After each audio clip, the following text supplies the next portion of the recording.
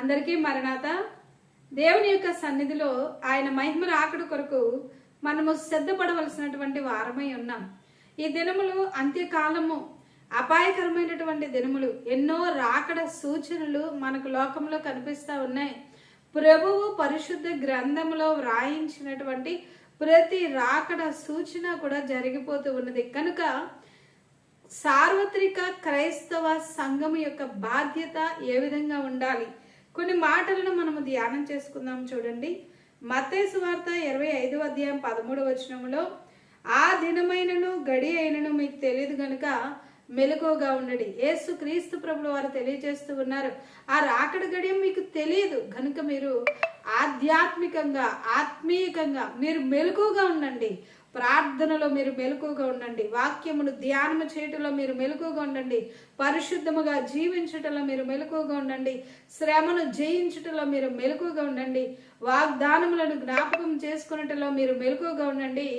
దైవ జ్ఞానము కలిగి ఉండటంలో మీరు మెలకువ కలిగి ఉండండి. చూడండి, మార్కు సువార్త 13వ అధ్యాయము 33వ వచనంలో కూడా చూస్తే, జాగ్రత్త పడుడి, మెలకువగా ఉండడి, ప్రార్థన చేయడి, ఆ కాలము ఎప్పుడు వచ్చినో మీకు తెలియదు.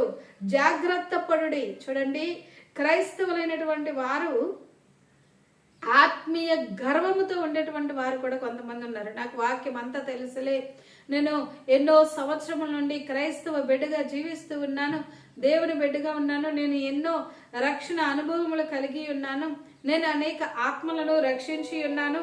ఈ విధముగా ఎన్నో ఆత్మీయ గర్వముతో, అనేకమైనటువంటి తలంపులతో, మెలకువ లేనటువంటి పరిస్థితిలో ఉండేటువంటి వారు కూడా లేకపోలేదు. గనుక దేవాది దేవుడు ప్రభువు సెలవిస్తూ ఉన్న మాట ఏమిటి అంటే, మీరు జాగ్రత్త పడండి, మెలకువగా ఉండండి, మెలకువగా ఉండి మీరు ప్రార్థన చెయ్యండి. చూడండి, మొదటి కొరింథీయులకు రాసినటువంటి పత్రిక 16వ అధ్యాయము 13వ వచనంలో మనం చదువుకుంటే, మెలకువగా ఉండుడి, విశ్వాసమందు నిలకడగా ఉండుడి, పౌరుషము గలవారై ఉండుడి, బలవంతులై ఉండుడి. దేవుని పిల్లలారా, ఈ మాటలను మీరు పదే పదే ధ్యానం చేసుకునండి, జ్ఞాపకం పెట్టుకునండి. పరిశుద్ధాత్మ దేవుడు సెలవిస్తూ ఉన్నటువంటి మాట ఏమిటి అంటే, ముందు మీరు మెలకువగా ఉండండి. మీరు ఏ పరిస్థితిలో నిద్రావస్థలో ఉన్నారో, ఆత్మీయంగా ఏ విధముగా నిద్రపోయేటువంటి స్థితిలో మీ ఆత్మీయ స్థితి ఉన్నదో మీరు మెలకువ తెచ్చుకునండి. విశ్వాసమందు నిలకడగా ఉండండి.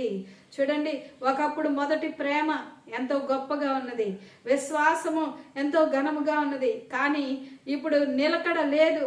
విశ్వాసము కొంచెం సమయం ఉంటుంది, మరలా విశ్వాసం కోల్పోతూ ఉన్నారు. ఆ విధముగా ఉండవద్దు. పరిశుద్ధాత్మ దేవుడు సెలవిస్తూ ఉన్న మాట ఏమిటి అంటే, విశ్వాసమందు మీరు నిలకడగా ఉండండి. అదేవిధంగా పౌరుషము గలవారై ఉండండి.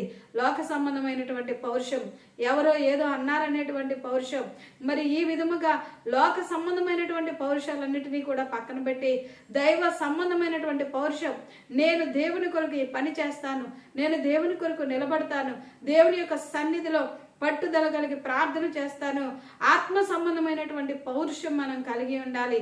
అదే విధముగా బలవంతులముగా ఉండాలి. సాతాను ఎవరిని మృంగుదునా అని గర్జించు సింహం వలె తిరుగులాడుచు ఉండగా, చూడండి, ఇక్కడ మనం చూస్తే మొదటి పేతురు పత్రిక 5వ అధ్యాయం 8వ వచనం కూడా మనం ధ్యానం చేసుకుందాం.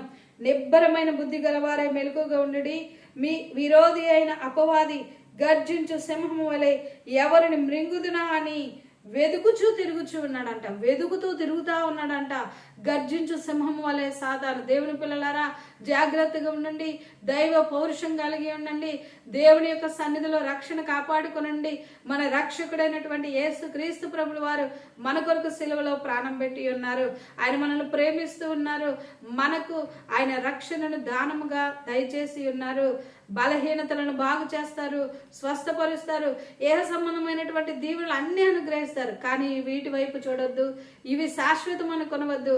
మహిమ రాకడ కొరకు సిద్ధపడడానికి ఇదిగో నేను వెలుచు ఉన్నాను, నేనుండు స్థలంలో మీరు ఉండలాగున నేను మరలా వస్తానని ఆయన సెలవిచ్చి ఉన్నారు కనుక ఆయన మహిమ రాకడి కొరకు మెలకువగా ఉండి ఆత్మీయంగా మెలకువగా ఉండి మనము సిద్ధపడవలసినటువంటి వారమై ఉన్నాం. ఆ గడి మనకు తెలియదు, ఆ దినం మనకు తెలియదు. కాబట్టి ప్రభు సన్నిధిలో సిద్ధపడేటువంటి ధన్యత పరిశుద్ధాత్మ దేవుని యొక్క సహాయము చేత మనం కలిగి ఉండి ఆయన మహిమ రాకడి కొరకు సిద్ధపడదాం. అలాగనే అనేక మందిని హెచ్చరించుచు బలపరుచుచు సిద్ధము చేద్దాం. అట్టి ధన్యత దైవ కృప దేవుని యొక్క పిల్లలమైన మనందరికీ తోడుగా ఉండి నడిపించును గాక. ఆమేన్. చిన్న ప్రార్థన.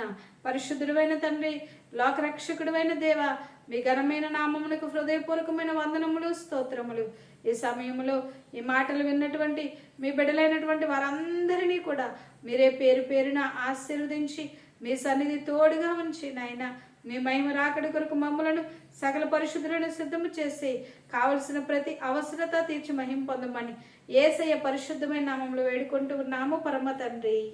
ఆమేన్.